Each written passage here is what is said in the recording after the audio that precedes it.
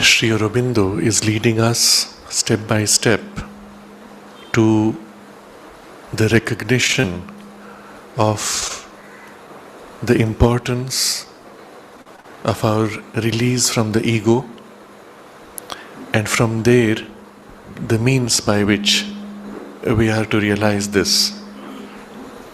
Taking first the more mundane goals of life, which are to fulfill the ego, and through that to realize some kind of a progress, perfection and fulfillment, satisfaction of the individual, of society and so on. But he points out that even to attain this goal, it is necessary to get free of smallness. To get free, it is necessary to get free of smallness of being, which brings with it ignorance, incapacity, disharmony and sorrow. And therefore, even to fulfill the satisfaction of the ego, one has to transcend ego. Even in a collective fulfillment, it is only an aggrandized ego. And so there is a need to go beyond the more mundane objectives. And in the direction of the spiritual philosophies and religions, we find a clear sense of needing to get rid of ego sense. In the overall idea of all these approaches, philosophies and religions, there is commonality up to the point of the need to get free of ego sense. But after that they begin to diverge. The Advaitic approach speaks of immersion in the oneness, in the origin. The Buddhist speaks of extinction. The dualist speaks of remaining always separate from the source, but in relationship of devotion, of love, and so on. We find suddenly a variation of many goals, even though they are common up to the point of needing to free from ego sense. And Sri Aurobindo places before us the integral perspective, where we try to see now the full picture. The goal obviously is that the individual must attain to the highest, the peak, the utmost possible. But at the same time, there is a need also to complete in wideness. If you aim only at the highest, forgetting the wideness, it would be a one-sided realization. But the moment you bring highest and widest, then suddenly the whole perspective changes. And the rest of the paragraph that we are now looking at discusses what this perspective is. Briefly though, if we look back at the use of a certain vocabulary, Sri Aurobindo speaks of Jiva or Jivatman, which is the self of man, which in European thought is called the monad. Now we discussed this last time. We discussed also the relationship of this self with nature.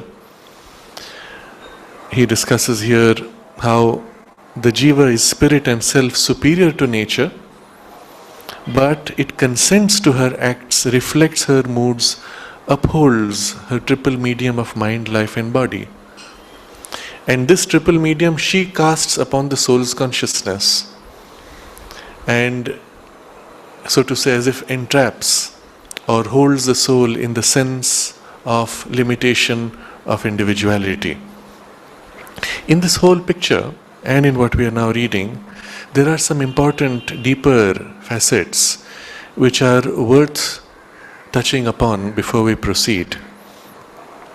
Sri Aurobindo has not made reference to the monad merely as a point of vocabulary. When he makes reference, there is always a deeper goal there. If we look at the origin of the idea and the vocabulary of monad in European thought, it goes back not even to the philosophers 200 years ago. It goes back all the way to the earliest Greek philosophical thought in the Pythagorean school. Pythagoras, as is not well known, had visited India, had studied here the yogic knowledge, and on return to Greece founded his mystery schools. But it took a particular form which was specific to the European mind. But the vocabulary and core ideas you will find corresponding quite strongly. The monad itself, and the same term in monism, comes from the root, I think it is monos, which means to be alone. If you consider in human words, it's very difficult to describe things which are outside the domain of human experience or of space and time. We are discussing here the concept of a self which is beyond nature, that means beyond body, life and mind, but also beyond the processes and forms of nature which are all within the domain of space and time. Something which is not process, not form, and yet is. How are you to describe that? And there have been many words we have used. Monad is a very important word, but there are other words we use: supreme, absolute, and so on. And it's useful to look at what's behind each of these words. Monad, as I said, is alone. Now, what does it mean to be alone? It means there is no other. Immediately our mind jumps to a picture of something in empty space. But the moment you picture like this thing which is alone is countered by the other which is empty space, which is not this. So now try to picture of one which is alone with no other, not even empty space, and immediately the mind falters. But this is the true sense of the self. There is no other. Within the self itself, there is no division.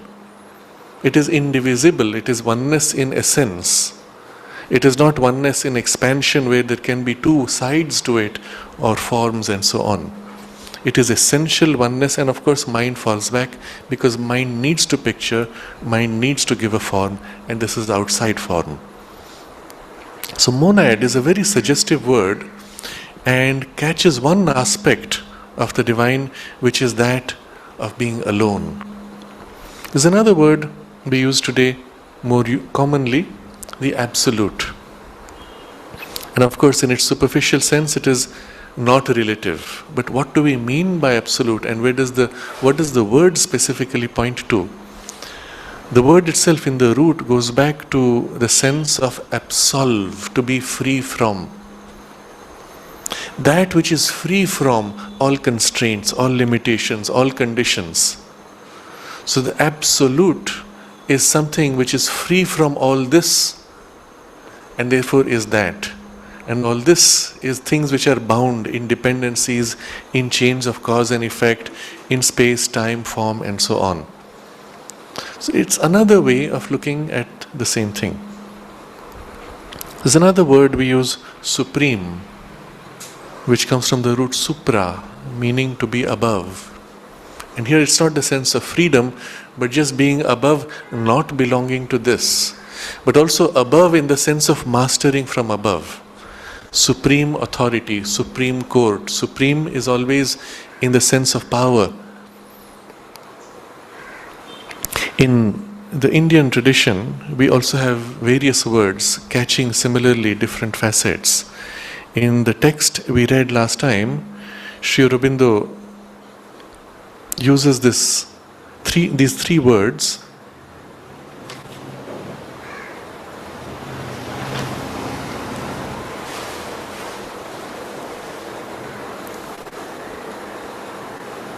So, this is in the paragraph we are currently reading. We had quickly read it last time. He says,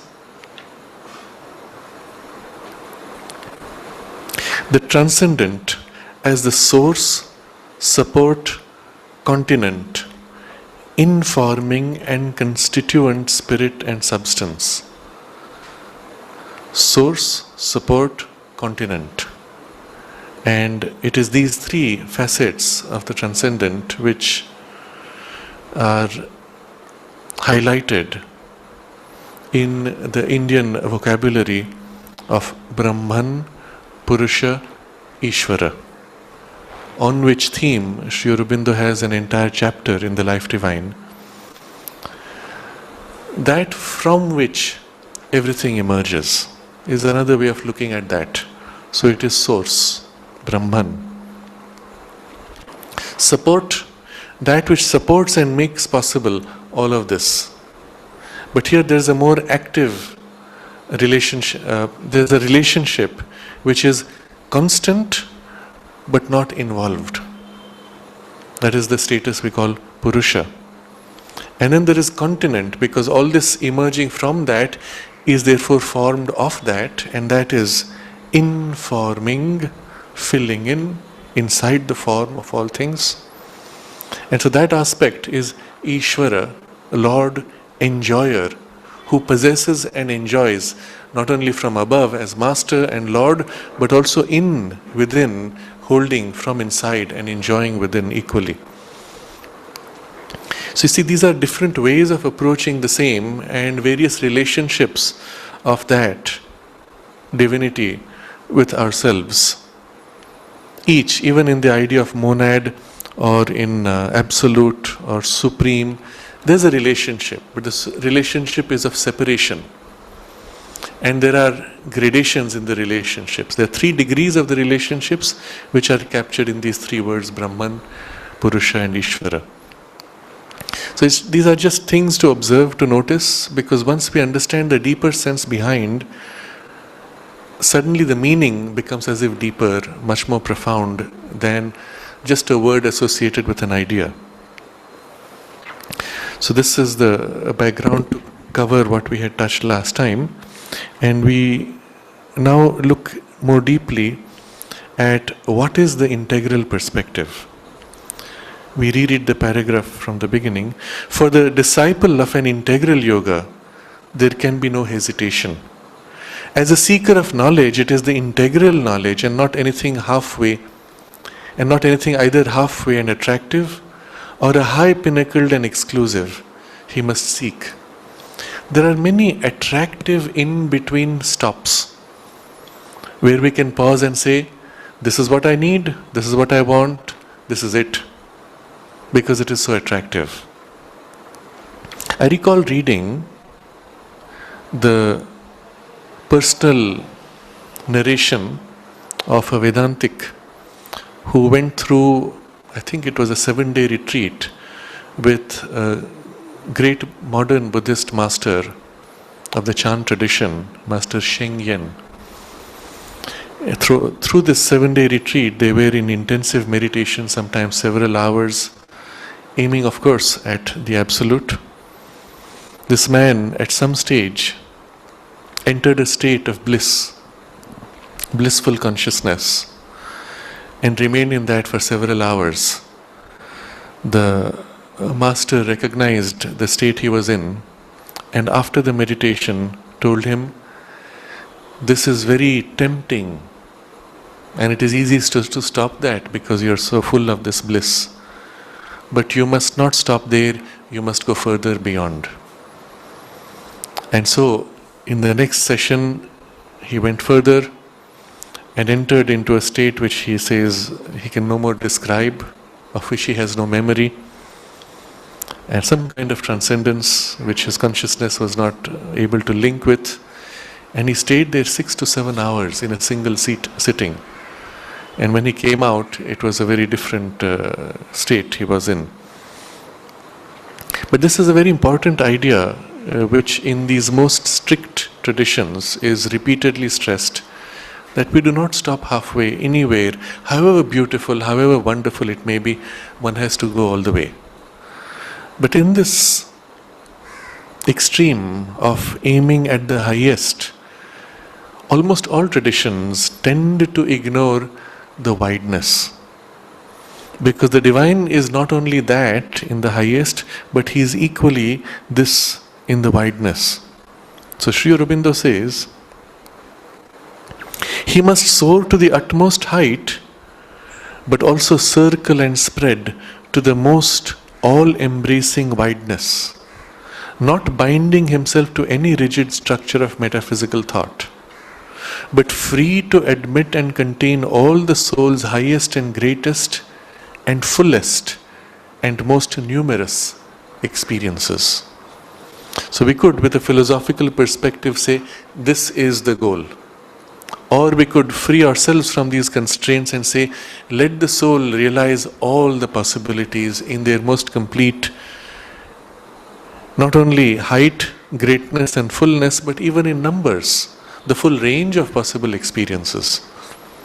Sri Aurobindo himself, having gone through this, is able therefore to describe all the possible experiences in their essence. Of course, each has innumerable specific variations, but all the essential distinctions of experiences, even in approach to the Absolute or in any other experience. This is the reason why you will see, and in this very chapter he will describe later the variations as one enters into relationship with the self and into the cosmic consciousness.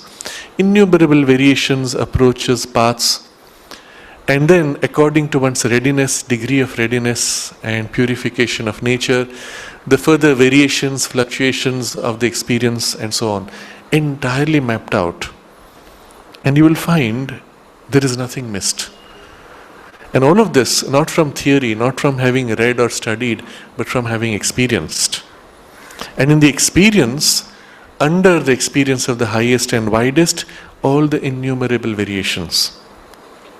So the goal for the disciple of an integral yoga is this. So high pinnacled, so nothing halfway, or high pinnacled and exclusive, which cuts off from the rest. All these should be admitted freely, all the soul's highest and greatest and fullest and most numerous experiences.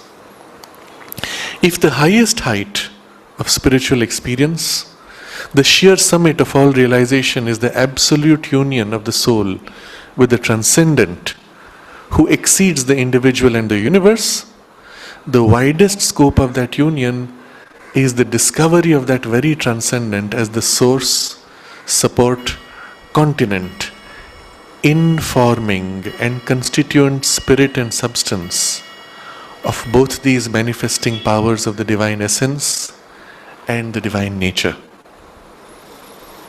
It's capturing something very simple but in many complex aspects.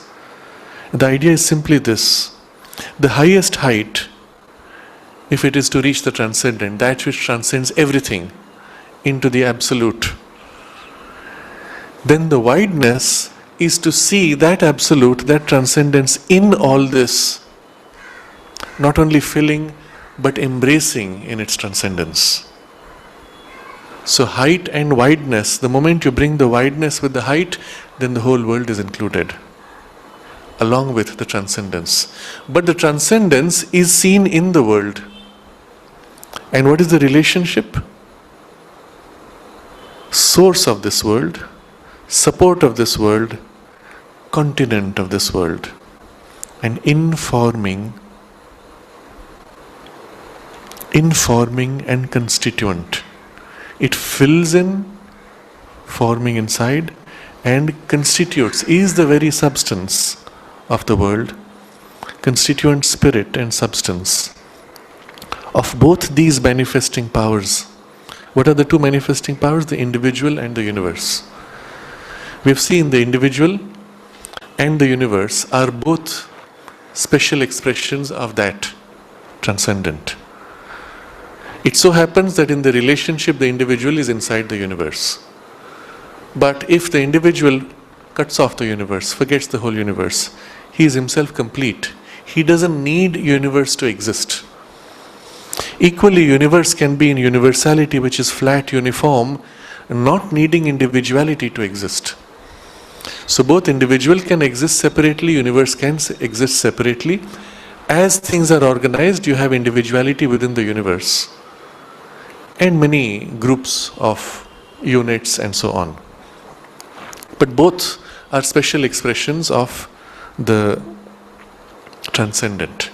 When the transcendence moves into infinity and universality, uniform, no special impression anywhere, no special focus on anything, no distinction, but simply expands, spreading out, you have the universe. The moment that transcendent highlights a special aspect, a special power, a special quality, you have individuality. There are just two different modes in which the transcendent expresses itself. So transcendent exceeds the individual and the universe, but is the source, support, continent of the individual and the universe. So he says, informing and constituent spirit and substance of both these manifesting powers of the divine essence and the divine nature. Now suddenly we have these two things, essence and nature. The consciousness is the essence, no form, and then the energy of the consciousness in movement, expressing, is the nature. For both of these also, it is the same transcendent. So you see, he has captured a complete picture, many facets to it, in a single sentence with a very simple idea, but held with these many dimensions. So we reread the sentence and you see how he captures all this. If the highest height of spiritual experience, the sheer summit of all realization, is the absolute union of the soul with the transcendent, who exceeds the individual and the universe, the widest scope of that union is the discovery of that very transcendent as the source, support, continent, informing and constituent spirit and substance of both these manifesting powers. That is individual and universe. Of both these manifesting powers of the divine essence and the divine nature. So in moving into manifestation, whether individual or universal, the transcendent has this double aspect of consciousness and power of consciousness, divine essence and divine nature, spirit and substance. In this double movement, it forms both the individual with spirit and substance, and it forms the universe with spirit and substance. And this represents the transcendent in wideness. Even as we know transcendent in height, as it transcends everything, we know transcendence in wideness as it forms everything. And that's why he uses this word. The widest scope of that union is the discovery of that very transcendent as the source, support, continent. Discovery. We realize that oneness there, and then we discover, it is here equally. And so we have both height and wideness. Whatever the path, this must be for him the goal. Now the point being here, there are many paths to this. You could even, through the Buddhist path, aim at the transcendence and then aim at its realization here as the underlying reality. Equally in the Advaitin path, equally in the dualist path.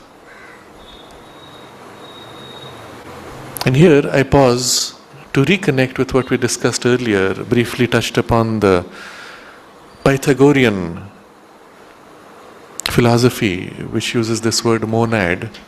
They symbolized the monad, interestingly, with a point and a circle. That was the symbol of the absolute, the monad. Now today, of course, people look at that and say, nice geometric symbol perhaps. But now you see this truth captured in this description, in the sentence we read. If the highest height, the sheer summit of all realization is the absolute union of the soul with the transcendent, the widest scope of that union is the discovery of the transcendent, source, support, continent.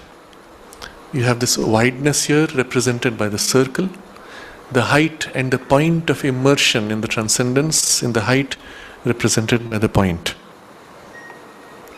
Sri Aurobindo even uses this word here in the earlier sentence. He must soar to the utmost height, but also circle and spread to the most all-embracing wideness. You see again this peak of the point and the widening circle. And so it's all of these descriptions are so profound, so universal, so ancient in the highest and deepest thought of humanity, represented in various ways, different vocabularies, different symbols, even different pictures. But this is a truth which is there. However one approaches it, if one attempts to see whole, if one attempts to see complete, one sees this. And one represents, symbolizes in whatever mold of mind we have, in whatever tradition we live in. That's why he can say, whatever the path, this must be for him the goal. Whatever the path also in this case specifically points to the three broad initial approaches: the yoga of works, the yoga of knowledge, the yoga of devotion. These are three broad starting points, and of course innumerable variations within those. Whatever the path, this must be for him the goal. Now he describes in what way, in these three broad approaches, that we aim for this completeness of realization. First the yoga of works, then the yoga of devotion, and then he comes to the yoga of knowledge and elaborates here, because this is the current focus. The yoga of action also is not fulfilled, is not absolute, is not victoriously complete until the seeker has felt and lives in his essential and integral oneness with the Supreme. So in the yoga of works, you will recall there are these stages by which one offers the results, offers the effort, offers oneself as an instrument. At some point there is a dissolution of the ego sense and one is merged in the Supreme, and it is the Supreme who acts. There is no sense even of the doer or instrument. So, one he must be with the divine will in his highest and inmost, and in his widest being and consciousness, in work, his will, his power of action, his mind, body, life. So the height is when in consciousness you are merged with that, and the wideness is when that is merged, you're merged in that, in the work, in the will, in the power of action of mind, body, life. Since the approach is through works, through the will and the surrender of the will. Otherwise, he is only released from the illusion of individual works, but not released from the illusion of separate being and instrumentality. So this is often that last stage in the realization of the yoga of works. You realize that I am not the doer. All is done by the divine will working through various means, including this instrument. But you still remain in the illusion, he says, of separate being and instrumentality. I am only an instrument. I am separate because he uses me. That also must dissolve. The ego sense must be lost completely there. As the servant and instrument of the divine, he works, but the crown of his labor and its perfect base or motive is oneness with that which he serves and fulfills.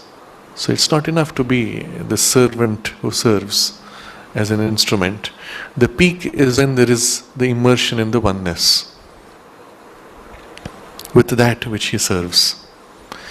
Just as an analogy, if you look at the relationship of the consciousness of our fingers with the consciousness of us. We act through our fingers, but the fingers can develop their own individual character of consciousness. Each finger has its own consciousness. And at some point, if the finger has a distinct sense of separateness, it could feel, I am doing, I am playing. And if the finger says that, I, the true person, would look at the finger and say, and laugh. You think you're doing? You don't realize. Look, I can will you to stop. I can will you to move.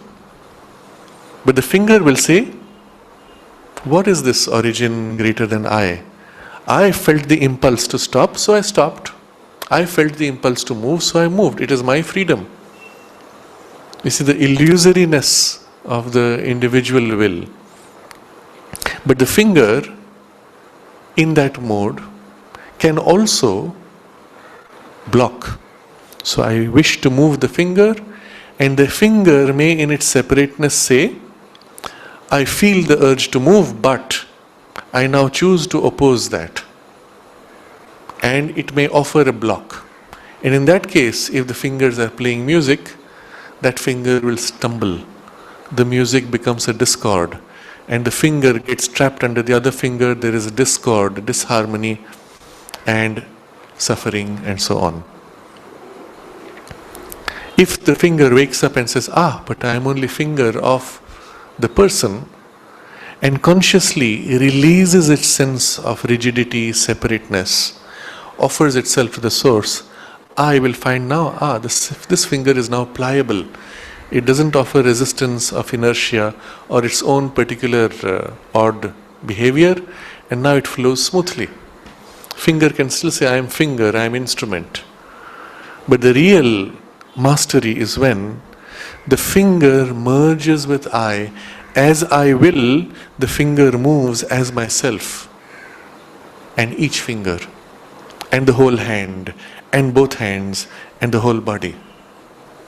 So such is the nature of the fulfillment, the highest fulfillment in the path of works, yoga of action, where the will is the primary means by which one aligns with the divine and attains to union.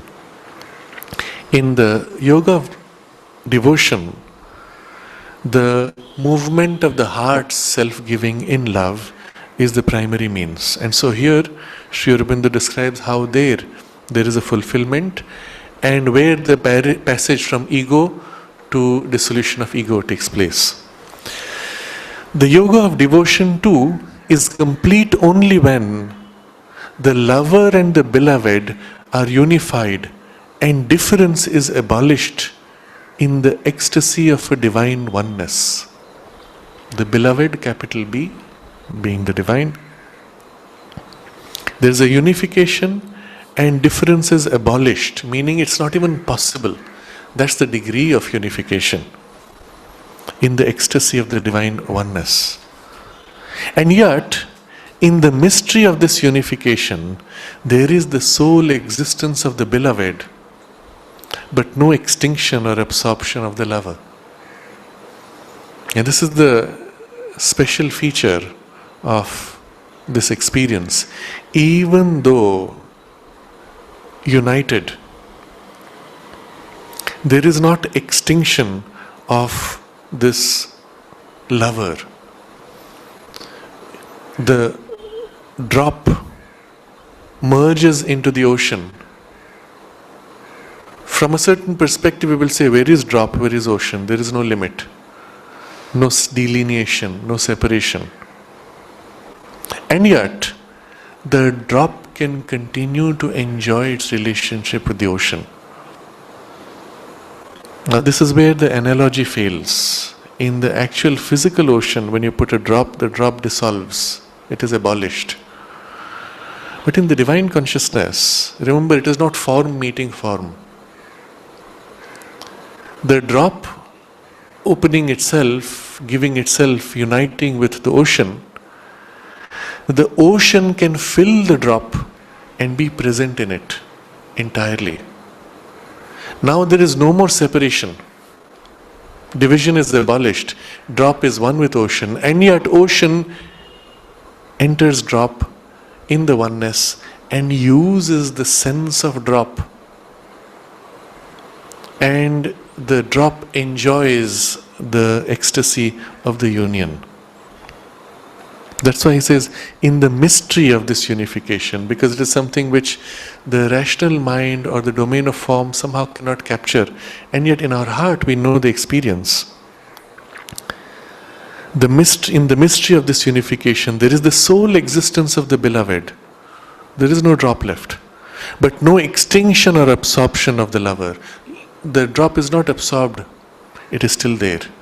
It is this point which Mother makes, that once there has been a putting out from the origin, a consciousness of the soul, even when the soul merges in the divine, there is still this sense of something of the soul remaining as one who is immersed in the divine.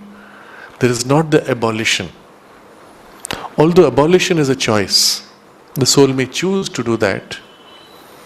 But Mother says, and this is a special feature of her teaching, even after it chooses to abolish, there's something remains as a memory that this was there. And remember, in the divine consciousness which is above space and time, if it was there, it is there. Time is simultaneous. And so something remains even after the soul chooses to abolish itself. It's a very interesting insight. But seen from this perspective, we can begin to grasp what it is. So Sri Aurobindo continues, it is the highest unity which is the express direction of the path. Okay, so we have completed with the yoga of devotion. We move now to the path of knowledge. It is the highest unity which is the express direction of the path of knowledge. The call to absolute oneness is its impulse. The experience of it, its magnet. But it is this very highest unity which takes as its field of manifestation in him the largest possible cosmic wideness.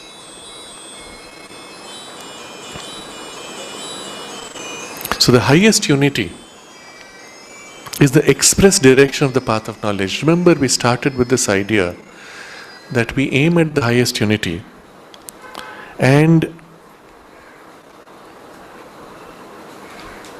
there are subtle elements to this which belong in the domain of the experience. As one approaches that highest unity, the call to absolute oneness is its impulse, the experience of it, its magnet. So there are two movements. From within us, there is an impulse which is the call to that unity. From above, as the experience begins to fill us, the experience is the magnet which pulls us deeper into itself. I want to dwell on this double movement, this double relationship in various ways. In the traditional symbol, we have the form, the image, the name, the personality that we call Sri Krishna. Krishna, the name itself tells you what he represents. Krish, the root of akarshana, attraction, pulling, magnetic. Krishna is that who attracts, draws the entire universe to himself. And therefore he is described as the highest personality of the divine. The divine can take many personalities. The divine can express universally without personality, impersonal vastness, impersonal infinity, impersonal time, impersonal power, impersonal supporting love, impersonal whatever. It is as if flat equally to all things. Equally, he can turn to each thing in personality, in relationship, distinct, unique to each form, each experience, each person. And so we have many different levels on which the divine can appear in personality, many facets, aspects, powers in which he can appear in personality.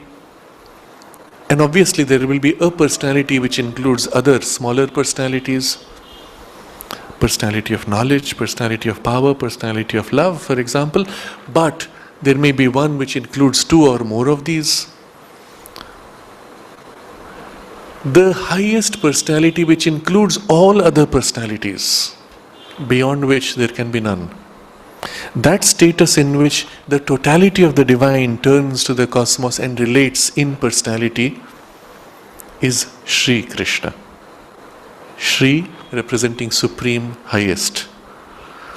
Krishna, because in that personality the relationship with the whole universe is naturally drawing it all into himself. Remember, source, support, continent, informing and constituent, but in the relationship therefore all is held and drawn back into oneness by the power of love. And so in the narration of the story of Krishna, and now by Krishna we represent the incarnation in human form, whether this or other, and there could be an infinity of incarnations, but when it is Krishna in human form, we have these stories of him playing the flute. And the flute is the call of the divine, awakening the human soul. The human soul is represented here in the narration of Krishna's life by the gopis, female. In many bhakti traditions, the human soul is always seen as female and the Lord as the only male. But it's a way of representing the symbol of the movement of self-giving, of the sense that we feel ourselves belonging to Him, He our Lord. A movement which is naturally expressed in the feminine movement of consciousness. So the gopis are the human souls. They are busy in their life. What are they doing? They are milking the cows, preparing the butter, preparing the curds from the milk, from the curds the butter, from the butter the ghee, all of which Krishna loves. Now again here you can see it purely as a material symbol. Oh, they were cowherds. But there's a deep symbol here. The process of life, you take something and you convert and modify and convert and modify. Each time it transforms to something more pure. But we are always busy with this little piece that we are dealing with. And the divine enjoys all of it. He likes the milk, he likes the curds, he likes the butter, he likes the ghee. And the symbol, if you look at the Vedic symbol, the cow, go, is light, spiritual illumination. The derivative of the light is the milk. It is not the light itself, but it is the derivative. But in the derivative, it undergoes transmutations, transformations in our personal evolution through life experience. Except we are busy with things, we do not know what we are doing, we do not know what is happening. It reaches its highest in the ghee, which is clear, pure, rejuvenating, is the highest gradation of the transmutation of the human life energies. again symbolized within us by the transmutation of Retas to Ojas, the creative, generative energy in the body, which is generally expelled in the procreative act, when conserved, undergoes gradations of transmutation and reaches at the highest stage this clear, bright illumination. Again, that symbol is here in life, symbolizing also gradations of our degrees of life evolution. So the gopis are busy in their activities of life, immersed, lost, forgetting who they are, forgetting the Lord, their origin, their master. And so from afar, Sri Krishna plays the flute. And the call of the flute is mesmerizing. And in that instant, as the gopis hear, they forget the work they are doing. Hand falls and breaks. And they turn helplessly, magnetically to the Lord. And this is the call of Krishna, Akarshana, the pulling, the drawing together. And they start wandering, looking for him. And the journey begins. Step by step, he draws them deeper and deeper into the forest. But they hear the sound, they run after looking for the source, they can't find him. Because in our human senses, we cannot see the Lord. We are busy looking at the forms which conceal, and not the divine which hides behind the form. And so they search, and they give up in exhaustion. And just as when they say, oh, this is impossible, it is my own delusion, I'm incapable of reaching, and they begin to turn back to their old ways, again the call comes. Or he briefly hides, he emerges from his hiding behind the trees, briefly gives you a glimpse, and you're enchanted. Oh, what a wonderful being, what a beautiful form. And he hides again. And now you quest again, rejuvenated, regenerated by that brief glimpse of the experience of contact, even though from far with the divine. And thus he leads you deeper and deeper into the intimacy, deep within the forest, in the cove where there is a clearing, under the moonlight, the moon representing the divine Soma, the divine delight. He meets the gopis and they dance, the dance of unity, the leela, the play. But in the play, he multiplies himself and is with each one of the gopis exclusively. And yet he is in the center of the whirl of their dance. And this dance is represented, symbolized in the Garba dance, where couples play with sticks, striking the sticks and whirling, representing a life divinized, where each human soul is in unique relationship with the divine. He is there for you entirely, you are his entirely, immersed in him, and in the world, expressing that delight in the dance of life. And yet he stands in the center, like the center of the wheel, as the wheel of life turns in this divine dance of delight. So the symbolism in the physical life is also profound, and in the poetic expressions of that play of Krishna's life on earth, these elements have been captured, highlighted, because they represent most deeply the symbol of our relationship with the divine. The call to oneness is the impulse. The experience of it, it's magnet. So first there's an impulse because of the call. We hear the flute and we feel the need to reach out to realize the oneness. But what is this oneness? I don't even know it. A brief glimpse of Krishna's form. As he hides behind the tree, perhaps a face, or the peacock feather, or the flute, or the dress briefly as it moves. A brief contact, a brief experience, that becomes the magnet which pulls us now. It sets the sense of the direction. You yearn, you aspire, you seek, but to where? To something which is beyond your conception. But the experience in a brief contact gives you the direction. And the experience itself draws you deeper into itself. And this touches upon a very deep spiritual truth. When one enters in exclusive concentration on the divine, in whatever form, aspect, when one enters in exclusive concentration and there is the touch of the experience itself is something so wonderful that it draws you like a magnet deeper into itself. It is, to use a more mundane word, seductive. We have this very commonly felt in those who practice deep meditation. As you go deep within, one feels oneself drawn deeper and one does not want to come out.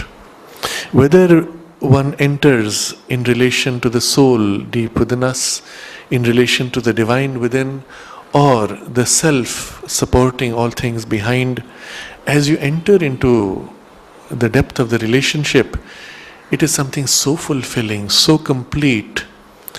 Whether it has the aspect of joy or blissful character, or simply a liberating character and an underlying joy of the freedom, or whatever form or aspect it may be, it is something so compelling, so completing, so satisfying deeply, having no contrast, no opposite, no sense of duality, that one wants to remain immersed.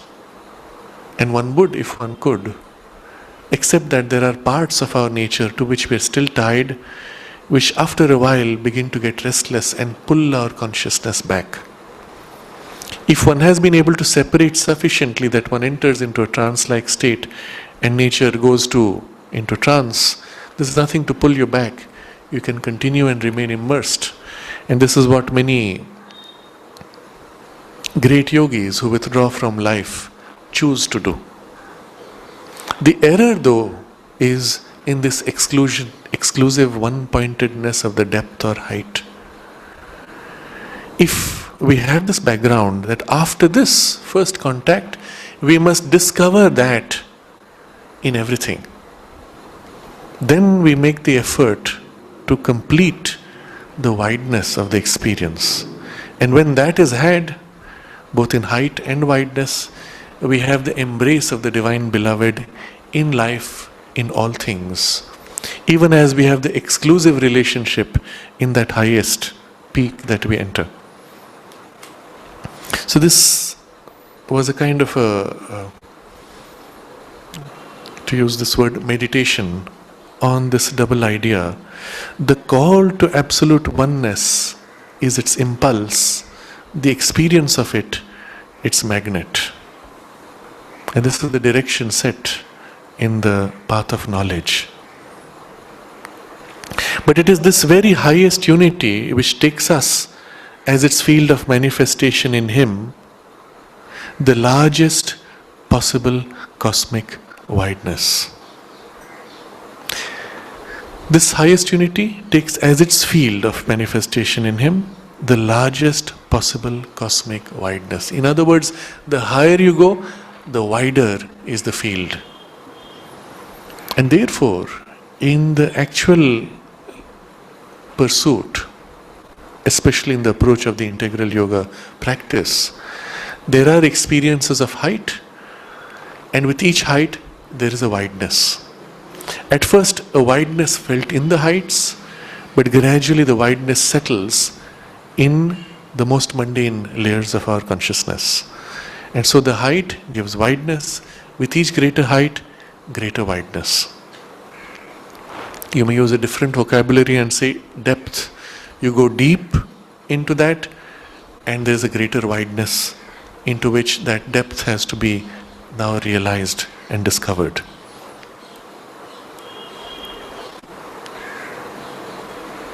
Obeying the necessity to withdraw successively from the practical egoism of our triple nature and its fundamental ego sense, we come to the realization of the Spirit, the Self, Lord of this individual human manifestation.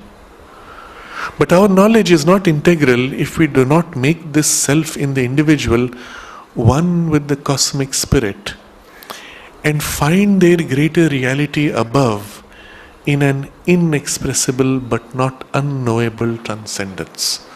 So here comes now the 3 stages of the yoga practice. First stage is there is a need to withdraw successively from the practical egoism of our triple nature and its fundamental ego sense. This has been the description over the last 2.5 chapters. I am not body, I am not life energy, I am not mind, and then the fundamental ego sense, that itself has to be dissolved into the self. But at that point, what are we discovering? We come to the realization of the spirit, the self, Lord of this individual human manifestation. So the first stage now of the integral yoga journey is the realization of the self as Lord of this individual consciousness. The second stage, well, we won't say integral yoga journey, we'll say integral path of knowledge.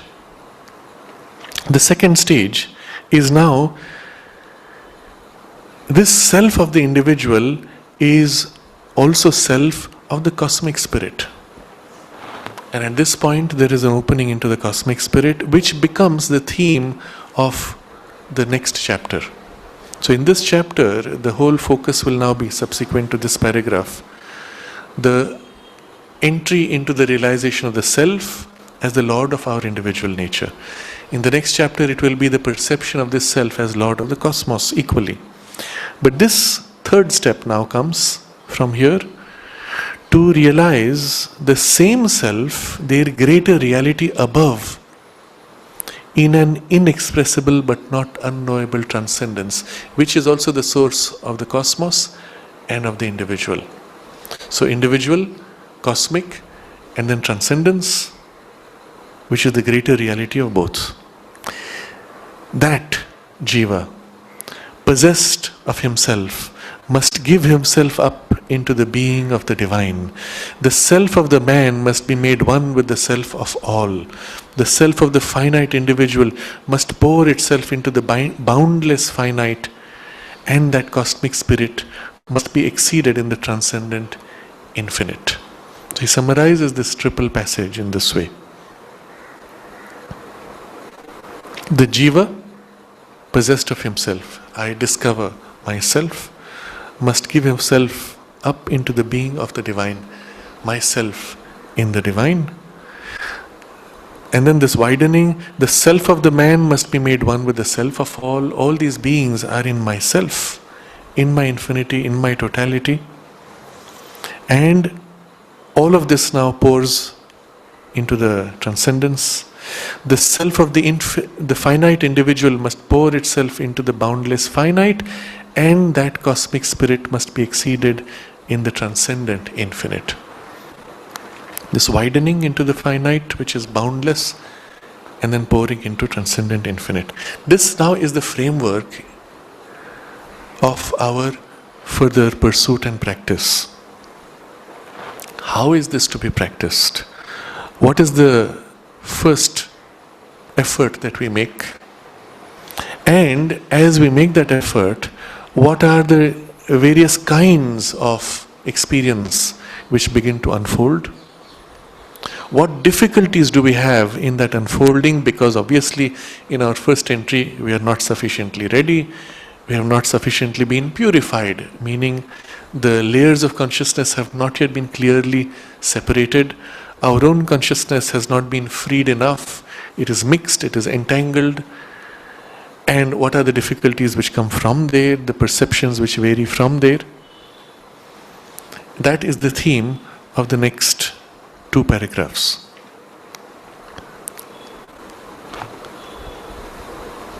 So before we proceed into this, we can pause here and just see if there are any questions, comments.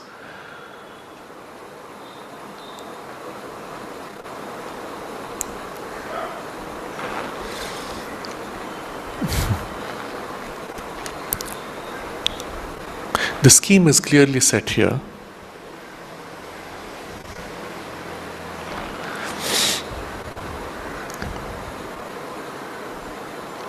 Whether one approaches from the yoga of works, yoga of devotion, yoga of knowledge, eventually this passage from the essential ego sense to a transcendence of ego is common. Differently approached, at least in the vocabulary, in experience, the three tend to merge in each other.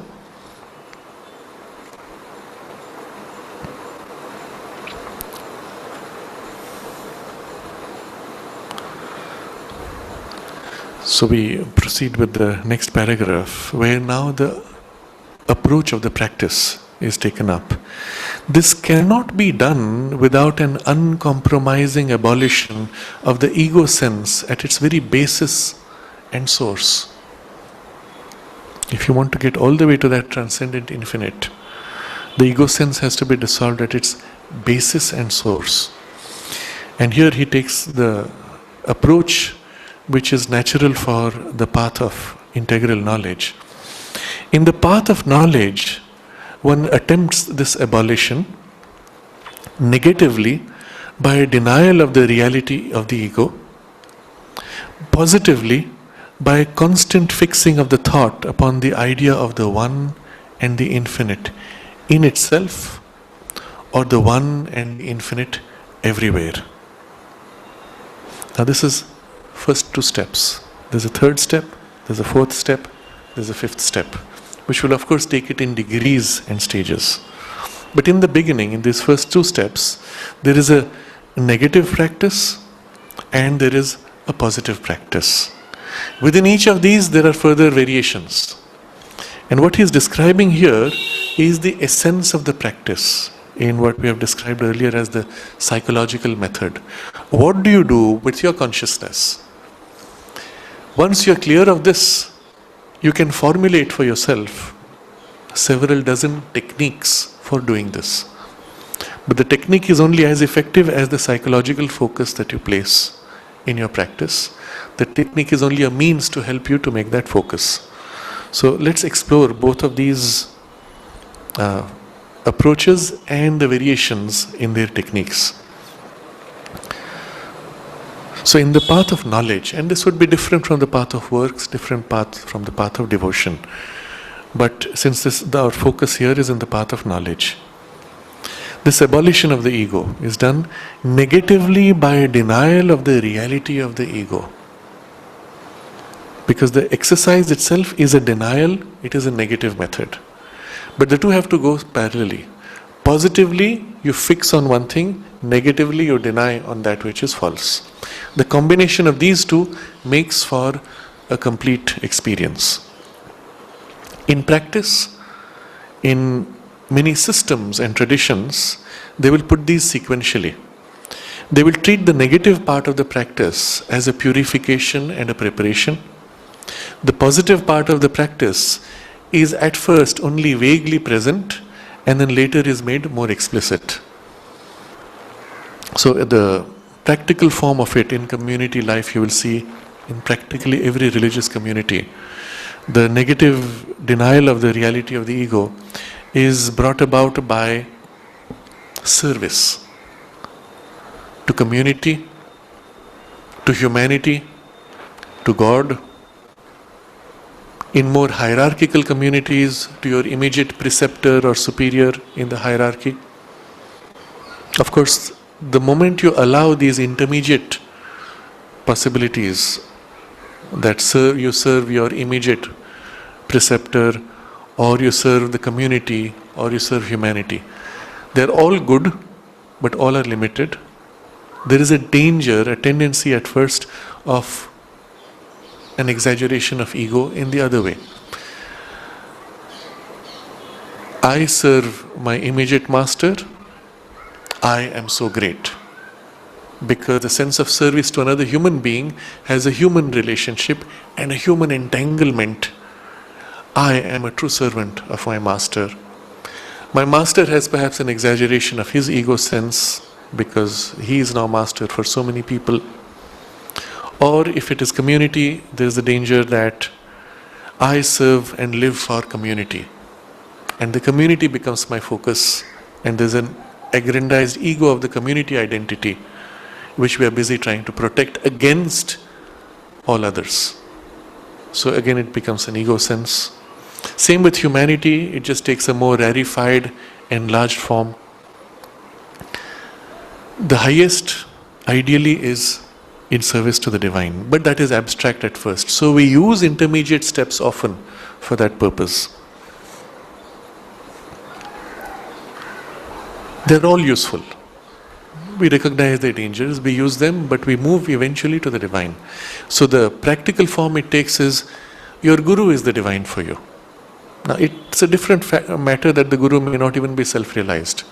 But if you take it in that spirit, well, you go as far as is possible under those circumstances. But with dangers involved. If the guru is self-realized, has already attained to a higher divine consciousness, is liberated, then it's of course much simpler and easier.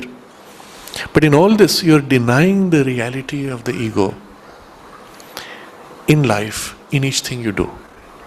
In the way that it took the form in the ashram life in the early days, was that everything was belonging to the mother and Sri Aurobindo. When you joined the ashram, you offered everything you had. Everything without exception. You had no other ties with anything else, financially or even in relationships. No parents, no relatives. Everything is given to them. And then the mother gives you what you need for your sadhana. Everything given to you is hers. The house you live in, the clothes you wear, the work you do, it's all hers, given by her. The work itself is hers and you're doing it for her. And so in everything you have the sense of not I, she. And if you're consciously doing it, you're doing it in consecration to her, as an offering to her, as a service to her. And so throughout the day, consciously or unconsciously, your consciousness is turned to her. If you're doing it consciously, then it can reach a much deeper and wider scope. The extent of this was, of course, she would meet every day, each one, in the morning pranam. And in that moment, she would open you, draw out the psychic being, fill you with her force and light, pour in you her love. You went filled. Already your ego was half thinned. Of course, the ego can easily pop up and claim this experience and say, I am now experiencing what wonderful states. But let's say we have not got into that trap. You're full of her and the whole day is spent in meditation on her in the work you do. So even your body, life energies, mind are immersed in her in the activity of the day. To the extent that even casual gossip, casual chatting, casual conversation is not present. Communications with people outside the community also are minimized. Even if a letter comes, even if you have to reply, you speak to the mother about it, there is an exclusive focus. This went on until 1938 about. In 1938, a point was reached when it seemed as if the supramental manifestation was imminent. There was an immense magical sense, intense, deep, even concrete magical presence that had established, and it was, one could feel as if something, a new world is about to be born. At that time the Second World War started, refugees came, large families, children and so on. And the whole thing took a different form, different turn. Mother could no more give the same kind of personal attention to each one. There was also a mixture of many types of human beings, not everybody capable of this kind of an exclusive commitment. So mother used that occasion to create a kind of a, she described as a slope, gradations of levels, people at different levels of readiness and capacity. And of course there was always the core of people who were deeply committed and immersed in this way, and gradations in between. She said, we have discussed this before, but it's worth repeating here for those who have not heard it. She said there was a possibility of one exclusive core rising very high, forming as if a bridge for the supramental manifestation, or there was the possibility of a gradual ascent of a slope, of a group, of a community mixed with various levels. And the arrival of the refugees was nature's way of choosing the second approach. And she says cryptically, many problems which would have been avoided in the first approach, but which would have had to be dealt with later, are now being dealt with at an earlier stage. So it gives you a sense of problems of human nature. In that kind of an exclusive focus and isolation, many aspects of human nature are, so to say, although they are taken up for transformation, they are not necessarily taken up fully because the scope doesn't exist. And so it's possible to go very far and then have these problems of human nature pop up at a late stage. In this mixed community, all these problems come up much sooner. Of course, it delays the rapid ascent and the higher possibilities, but that's the compromise in the balance. It is possible in any case for each individual to pursue their own sadhana with a special focus, irrespective of the condition in the community. But the community life cannot embody and realize these higher possibilities if there are not enough of such people. And that's again a question of the balance. So in the practice you can see how it works. The principle itself is possible wherever we are, in whatever circumstance. We have said this before, but it's again worth repeating because it goes to the heart of the practice. I was in a conversation with somebody who has a business and is running his business. And I said, he was a programmer. So I said, I was working in the ashram archives, programming, developing software. You are working here in Chennai in your business, developing software. What's the difference between this and the other? Practically, and what makes the spiritual difference is everything I had around me was not mine but the mother's. Whatever work I did was done with the idea that this is for her, for the development of her work, for her work to move forward. In your own space with the company that you own, the same thing is possible. You take the position that this company is not yours, it is mother's, given by her to you. Through your intelligence, using your intelligence, and the intelligence you have is also given to you by her. The energy you have in your body is given to you by her. And the software you're developing, which will have its impact in humanity. It will help further help people, individuals, businesses, humanity in whatever way, is in furtherance of her work in humanity. So what you're creating is not just for making money. Making money is incidental to the sustenance of the effort. But the effort itself is done to serve the furtherance of the evolutionary work of the divine in humanity. In however narrow, limited, specialized form it may be. If it is an accounting software, even that is helping to harmonize and organize human life. So you do it in that spirit, and it does not matter what you are doing. It helps if in your immediate environment there are others who share these values and these feelings. That is the advantage I might have in a community like the ashram, where at least more people are conscious. May not be the same extent, but at least it creates for an ambience which is different. But in your own space, to whatever extent you can, one can build an environment conducive to these values. Even one can invoke and establish an atmosphere which is special. Recently I had occasion, only a few days ago, for some work to visit somebody in a business in Chennai. And I went to the place. At the entrance there were the symbol of the Mother and Sri Aurobindo. And I said, this is interesting. And you could feel among all the houses there, I approached this house and there was something different in vibes. Okay, I get in, I go up the floors, it is normal business place, people working. And then I came to a spot where there was a different vibe, and I looked up and mother's photograph was there in the entrance to this man's room. And you could feel a distinct shift of vibration. It helps that he consciously invokes her, that he has this relationship of the love of the heart to the mother. When he establishes a photograph with that intention, it helps to establish that vibration. But my point was the vibration could be felt even when I was not looking for it. And everywhere it was almost like an island forming in that space. One could feel it. So it's possible to create consciously in a workspace the vibration to whatever extent one can. And even if it's a small island around you in your immediate workspace, that itself is your space of sadhana in life.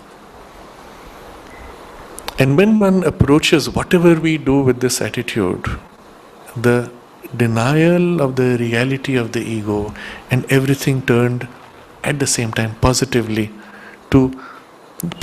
by constant fixing of the thought upon the idea of the one and the infinite in itself, or the one and infinite everywhere. I will translate this in a more natural vocabulary of the integral yoga. We would say the mother, one and infinite everywhere, as an idea or as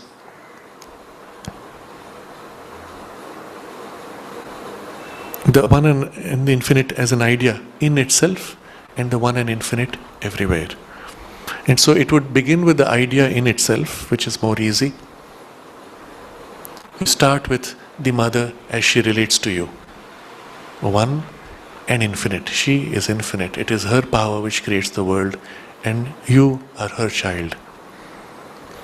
So positively dwelling on this, negatively abolition of the ego, nothing is mine, all is hers. All I do is for her. Gradually then that idea has to imprint itself everywhere. She is present everywhere, in all things, in all forms. It is her presence that thrives. So one and infinite in itself, or one and infinite everywhere. Now for some people the everywhere aspect is easier to begin with, and then in itself follows, or you go this to that, eventually both. So in the practice, slight variations of how you start. There are people who are much more exteriorized in their consciousness turned out, almost unable to turn in. For them it's easier to start with the idea, behind everything, within everything, all energy is her energy. You can use the idea of science that says all matter is energy, it's whirling energy. Alright, the atom itself is her energy whirling by her will. All molecules, all objects therefore are formed of the foam of her energy, her consciousness. And in this way one begins to look at all things in this way.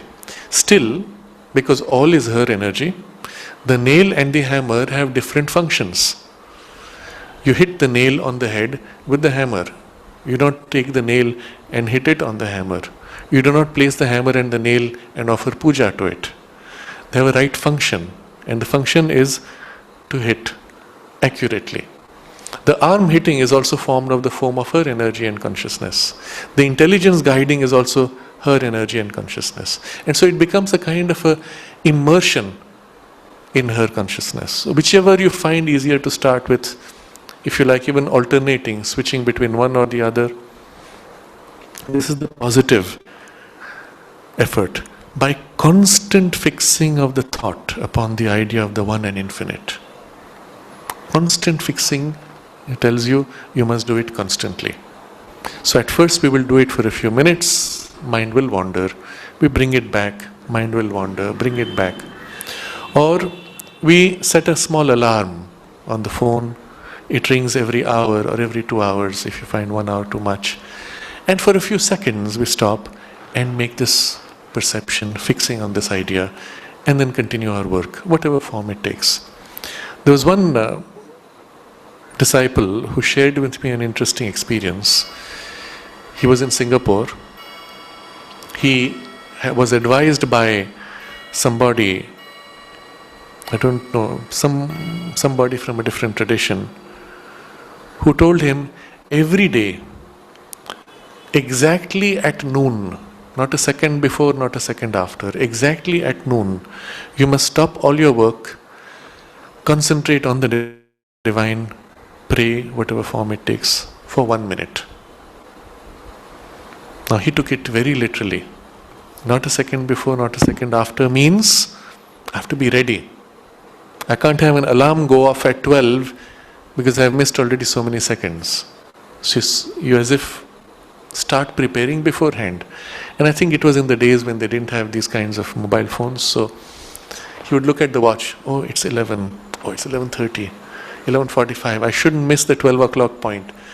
So he found that for that 1 minute concentration at 12 forced him to start preparing many minutes before. And then at that time, of course, for 1 minute, it's relatively easy to hold your attention.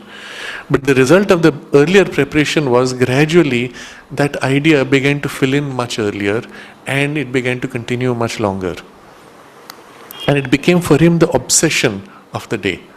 The one point, the one hook in which around which the whole day was organized. And effectively, something of this fixing on the thought of the divine took place. So you could take one point with obsession or many small points with obsession for short durations as means of preparation, but eventually it has to be a constant fixing of the thought. Now the constant fixing of the thought, you'll say, but I have to think, I have to do this work, I have to do that. That's fine. If your idea of the divine is separate from the objects and the work, then you have to switch between idea of divine and idea of work. But if you are able to awaken this idea that in the work all things are expressions of himself physically, all ideas are his ideas, all energies are her energies, and you are able to bring this sufficiently concretely, then even though you are apparently doing physical work, there is at the back of the mind the sense that all this is her consciousness, her form. She lives and works through all this. It's at the back of the mind. And at that point it can become constant. There are two ways in which one makes it constant. Back of the mind and in the heart. So in the heart it takes this form. You feel the love and devotion for the Divine Mother. And I'm doing my work, my mind is active. And while my mind is active, the focus of my attention is in the work. In the heart, the connection of the devotion is still alive. I can stop the work and turn attention to the heart, feel with gratitude, and then go back to the work. That heart movement continues separate from the mind which is engaged in the work. Or for those who do not find themselves open so much in the heart, back of the mind, this is all hers, and I plunge into the work. And the idea that this is all hers is behind. And even in the midst of the work, you can stop, come back, it's hers. I get back in. Yes. Then I do everything for the work. I have always the feeling it's not good enough. I do neither have the time and the energy to prepare, so all the time I'm not good enough. That's a real problem. Yes. So practically one often finds frustration that I'm not good enough. The work is not perfect enough, it does not meet with her criteria of perfection and so on. And that's where we accept we are not yet perfect instruments. To the extent that we open ourselves, our mind, our heart, our energies to her, and we become transparent, she infuses her intelligence, knowledge, strength, energy, wisdom, love in us, we will become more and more perfect. In other words, to the extent that my separateness dissolves and she fills me, she will be perfect anyway. So it's fine right now, I'm not perfect, but the goal is not for me to be perfect. The goal is for me to remove myself from her perfection. Then the burden is off. I'm still trying, but it's not I trying to be perfect. I try to remove my imperfections, dissolve myself. It takes a different form. It's the same thing in a different way, but less stressful. I would also highlight here the sense of the joy. And we must learn to enjoy the relationship with her. That in the idea that I'm doing this for her, the sense of gratitude and love, what a beautiful opportunity. And even if I can't do perfectly, I'm a child, I'm still learning, I'm bungling, it's an experience, it's a joy. The sense of joy removes the sense of stress that, oh, this is what I have to do as an obligation. And it carries you, it fills you and it carries you through the whole journey. These things come naturally when the influence of the psychic being is strong in us. Then automatically it fills with a joy and gratitude and love. And the sense of the sacred is there.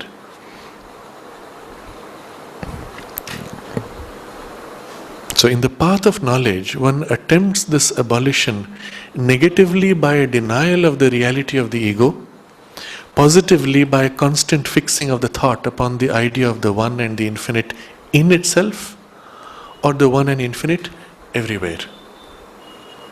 Now we have given it a certain form in our articulation of a certain form of practice. But you can see how this principle, because it's held at the level of a principle, could be given narrower forms, specific techniques could be developed around this idea.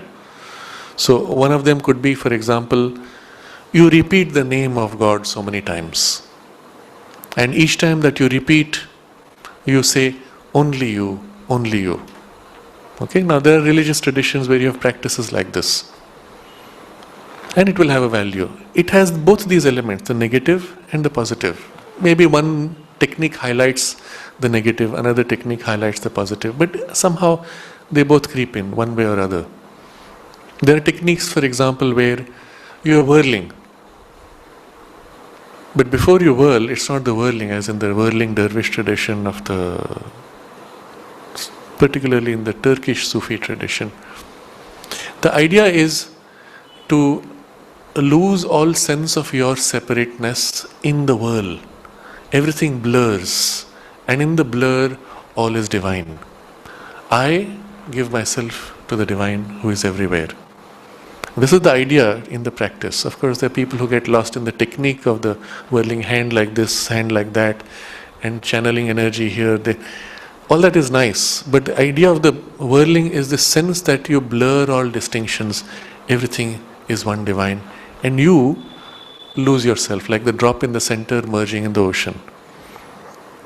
You can develop many techniques involving physical practices like that, psychological practices, but behind it, this is the principle. And I'm pointing to this simply to say that you could create any technique. You can find any technique out there, observe what is the principle behind, and use it if it helps you. Or develop your own at this moment, it doesn't matter. And this is the special feature of Sri Aurobindo's writing in the Synthesis of Yoga. He has gone to the fundamental psychological principle behind. And at that point you can drop all external techniques.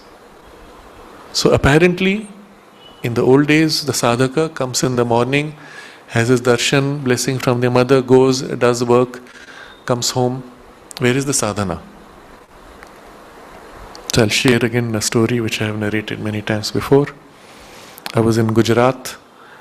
I was taken to meet the head of a Vaishnava spiritual community. In their system, service to the Guru is the means of spiritual growth. Very simple. It was very interesting. They had a modern ashram. The framework was very interesting. People living in the same building all had their rooms, like a monastic order, but it was one building. Every day they went out for a job in the city. When they came back, all the earnings would be offered to the Guru. They lived for the Guru, they served the Guru in their job. Very interesting community. And one of them, incidentally, very humble people, because that was part of their training. One of them was Vice Chancellor of a university. You met him, you never felt any sense of superiority, pretense. And so this Guru, when he met me, he said, "Oh, you are from Sri Aurobindo Ashram. I have been there once. And I learnt a very great lesson. And then he began to narrate the lesson. He said, I went there, I saw all your ashram people working in different departments, doing work, and good work. But I said to them, what is this? You are working. Where is the sadhana? As I understand it, unless you are serving your guru, you are not doing sadhana. You are not growing spiritually. And your guru is sitting in her room upstairs in the ashram and you are working here in the department. Where is the sadhana? So the person who was with him was Sundaramji, Gujarati disciple and poet. So then he said, Sundaram explained to me. Sundaram said, have you ever been in love? And this guru said, oh yes, I have had my experience. So he said, Sundaram said, here in the ashram, all of us are in love with the mother. So when you are in love, everything you do, you are only thinking of your beloved. So our people are working here, their mind is on her. Whatever they are doing is going to her. And so this guru told me, now I understand. So that was the story he narrated, and he said, this lesson I learnt in your ashram, it stays with me even now. So in their system, you had to go to the guru, bow down before him, offer him things, serve him, massage his feet, clean his room, his house, etc. That was the practical form in which you were serving the guru. So here he couldn't see how it could happen across a distance. And this idea that it's finally, where is the distance? It's in the mind. If this space is mine, then it has no spiritual value. When this space belongs to the mother and I'm cleaning it for her, it acquires spiritual value. And which space in the universe does not belong to the divine? There's a beautiful story of the king who announces to his court, all the wise men, he says, tell me who is greater, I or God? And if I don't like your reply, I'm going to cut off your head. Okay, so the story has to be a little extreme. So everybody says, my lord, I cannot answer. And one wise man says, you, my lord, are the greatest. King is very pleased and he says, now prove it to me. You must satisfy also that what you say is true. So the wise man says, you are all powerful. You can banish anybody from your kingdom. But God, He cannot banish anybody from His kingdom. So it's this beautiful idea that divine is everywhere. There's nothing which is other than divine. So when you think in this way, obviously it does not matter where you are or what you do. Any activity of life can be turned into a means of sadhana. So, first step, negatively, denial of reality of the ego. Second step, positively, by constant fixing of the thought upon the idea. Constant fixing of the thought upon the idea of the one and the infinite, in itself and everywhere. Now comes third step. This, if persistently done, changes in the end the mental outlook on oneself and the whole world. And there is a kind of mental realization. So first change, because it is the mind, and in the approach of the yoga of knowledge, it is through the mind's fixing and concentration. So that's where the change begins. The principle is this: whichever part of you turn to the divine and put in relation to the divine, that part begins to change first, because of the contact with the divine consciousness. You put your mind on the divine in concentration, your mind begins to perceive and experience the divine. You put your heart on the divine, your heart begins to feel and fill with the divine love. You put your actions in service, your will in service, it is your will which begins to thin out and feel the divine energy filling it and working through it. These are the three natural starting points forming the three broad paths. But the principle is common among all of them. What enters in relation with the divine changes. Thus, this, if persistently done, changes in the end the mental outlook on oneself and the whole world. And there is a kind of mental realization. Of what? Of the one and the infinite. Remember, he has taken both, one and infinite, because it focuses one on the height and infinite on the width.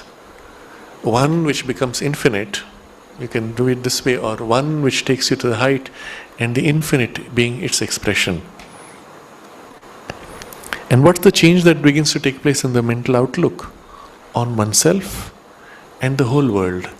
In oneself, you have this relationship with the one and the infinite. But in the whole world, you begin to feel and perceive the sense of the one and the infinite in all things. So this is stage 3. A mental outlook changes. Stage 4. But afterwards, by degrees or perhaps rapidly and imperatively, and almost at the beginning, the mental realization deepens into spiritual experience, a realization in the very substance of the being. So again, there are variations of how and when this happens, but gradually this mental realization deepens into spiritual experience. What's the difference? Mental realization when the mind sees and feels the truth of it. This is so. Spiritual realization when you can feel in the substance, this is so. So the idea that the universe is infinite, the mind can look around, yes, it is infinite. It doesn't happen automatically. When you look at the sense through the senses, oh yes, the earth is only so far. The earth is flat. There's nothing beyond the horizon. The dome of the sky covers and blocks it. This is all I know. This little valley where I live and my sheep grow, that's my world. This is the world. There's no infinity. Through the senses, and you live in the sense mind, there is no infinity. But the mind rising above the senses begins to dwell upon, look at these pictures, outer space, thinks about things, thinks about galaxies, meditates on the idea of infinity. Like this earth, there are millions of earths. And with that, gradually the mind begins to feel and sense, and at some point, it's obvious the universe is infinite. We are just a tiny puddle or a drop or a grain of sand in this infinity. And for the mind, it's a living reality. And it's a mental experience. We should not underestimate the value of mental experience. All realization is valuable, whether in mind or in spirit. And the mental experience or mental realization is the gateway to the spiritual experience and realization. So, stage 4, it is the beginning, it takes the form of a mental realization, not just a dwelling in thought, not just an outlook, which is a shift in perspective, but it is a living reality. It's there constantly. And my thought, way of thinking has changed fundamentally. When everything is infinite, I think differently. So mental realization deepens into spiritual experience. Meaning at that point, it's felt in the substance of our being, in the very substance, inmost part of me, I feel intensely established in this reality. Not just in the mind awareness. Mind awareness is the entry point for that to deepen and awaken in a deeper layers. Sri Aurobindo describes how, I think at the age of 12, when he was reading of the verses of the Upanishads, he had the first experience, spiritual experience in his life, and it was the mental realization of the Brahman. What's the form that it takes?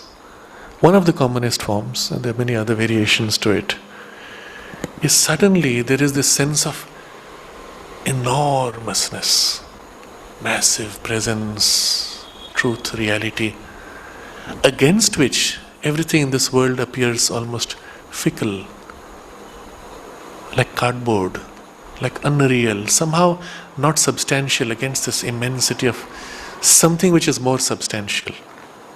One form it takes. Another form, which is less obviously Brahman, but just the sense of the infinite. Suddenly you begin to feel yourself very small. And you wonder, I'm feeling so small. So immediately the ego rushes, something is not okay, push you back to your old way. If you observe, you are feeling small against something else which is immense.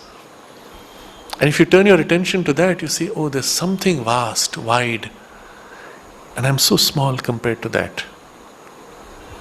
Some form like this. So there are variations to this, but the sense of an underlying vast or infinite, more real than things which we are familiar with, perceived in the mind.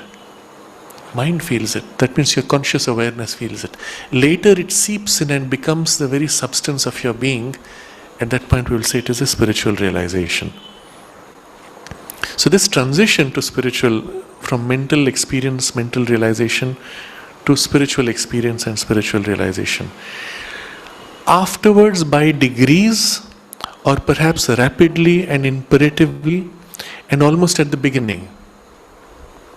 So by degrees, gradually, or perhaps rapidly, imperatively, almost beginning.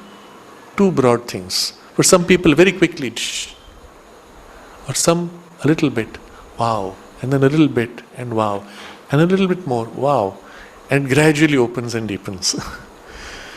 Often though, the gradual is more lasting. Fluctuations, but you're more lasting.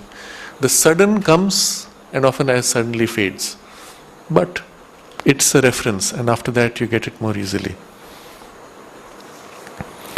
More and more frequent conditions come of something indefinable and illimitable, a peace, a silence, a joy, a bliss beyond expression, a sense of absolute impersonal power, a pure existence, a pure consciousness, an all-pervading presence. Now all of these represent different facets of what you are really entering in relation with. You remember I said how Sri Aurobindo describes all the variations. Here you'll find all and you will not find another. These actually capture all the variations possible. The ego persists in itself or in its habitual movements, but the peace of the one becomes more and more inured, meaning it merges into yourself. The others are broken, crushed, more and more rejected, becoming weak in their intensity. So the habitual movements of the ego gradually begin to break down, crushed, rejected, weak in intensity against this which is growing more intense. And then comes limp and mechanical in their action. It fades out, something else fades in, and comes stage 5. In the end, there is a constant giving up of the whole consciousness into the being of the Supreme. That then takes to completion the whole process. But till stage 4, you may have fluctuations. Stage 5, the fluctuations end. And although there is a continuity, a further gradation of development, there are no more fluctuations there. There is a constant giving up of the whole consciousness into the being of the Supreme. Because the relationship is so vivid, the movement can go on in a sustained way. Intensity growing and reducing, but not lost ever. So these are the 5 stages. We will review some of the last 3 particularly in some detail, because he describes many variations to the experience. And we'll continue this text next Friday. Any questions or comments, we can take them up now.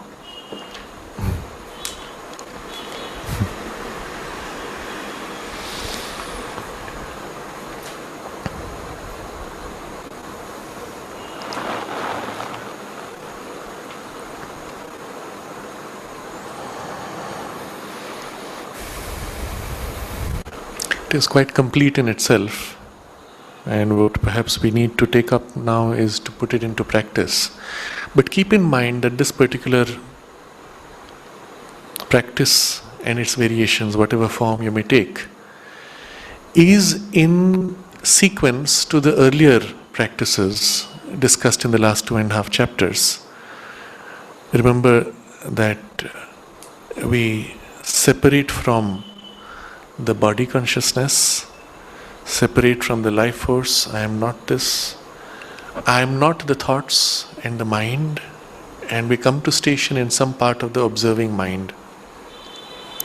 And then from there, turn to the sense of the one and the infinite. And there is this residual sense of the ego sense, which that has to open itself and give itself to the one and the infinite, essentially above or everywhere around. And that's when the thinning process starts of the ego, and this transition begins naturally. All the rest takes place automatically when this becomes more and more constant and persistent. As a technique, psychological technique, this is the essence and the core of it. Externally, we may give it any number of forms, practices, timings, visualization, or whatever means are helpful to hold attention on this. So we'll take the next week as a point of experience, as a focus on the practice, and continue this discussion next Friday.